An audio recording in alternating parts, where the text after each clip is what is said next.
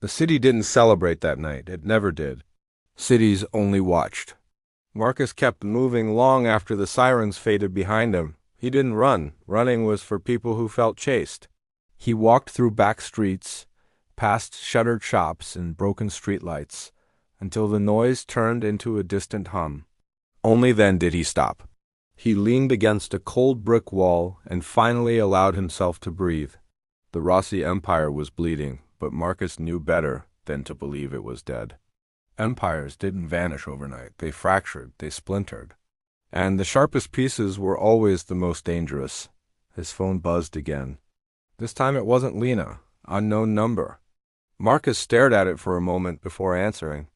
"You move fast," a voice said. "Calm, controlled, not police." "I had a reason," Marcus replied. A pause, then, "So did we." Marcus closed his eyes briefly. He recognized that tone. People who lived in the space between law and crime? The kind who survived by knowing when to step in and when to stay invisible.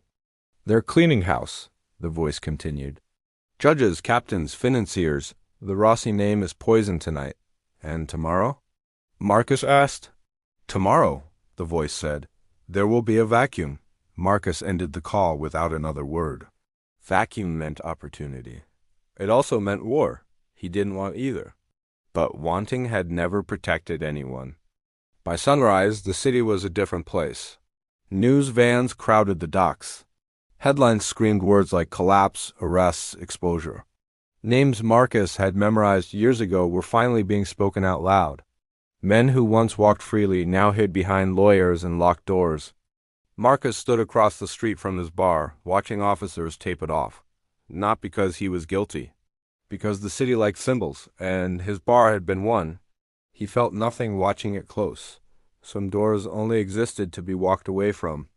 Lena called just after noon. "I'm staying with a friend," she said. "Somewhere safe." "For now," Marcus replied. "You're not coming here, are you?" she asked quietly. Marcus didn't answer right away. "No!" She understood what that meant. She always had. "You didn't do this for revenge," she said. "No," Marcus said. "I did it, so it would stop." They said goodbye without saying the word. That afternoon, Marcus sat in a diner he'd never been to before. Different neighborhood.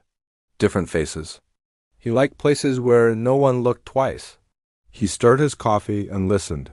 Fear was everywhere, but so was hunger. Two men argued softly in a corner booth. Not about the arrest, but about territory, supply lines. Who would step up now that the old bosses were gone?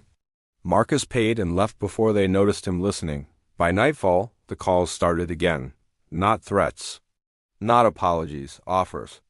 Men who once wouldn't let him stand in the same room now wanted meetings, alliances, protection.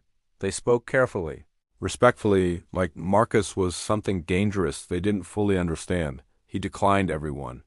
Power without purpose was just another prison. Still, he knew the truth. Walking away completely wasn't an option. Not anymore. Too many eyes were open now. Too many people knew his name.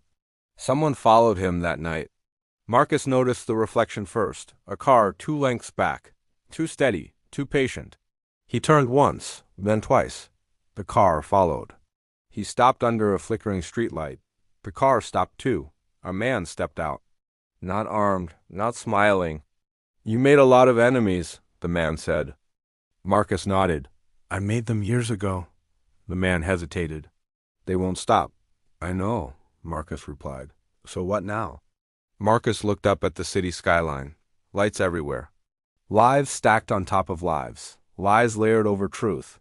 "Now," he said, "I make sure the next ones think twice." The man studied him, then slowly nodded. "You're not a hero." Marcus almost smiled. "Never wanted to be." The man got back into his car and drove away.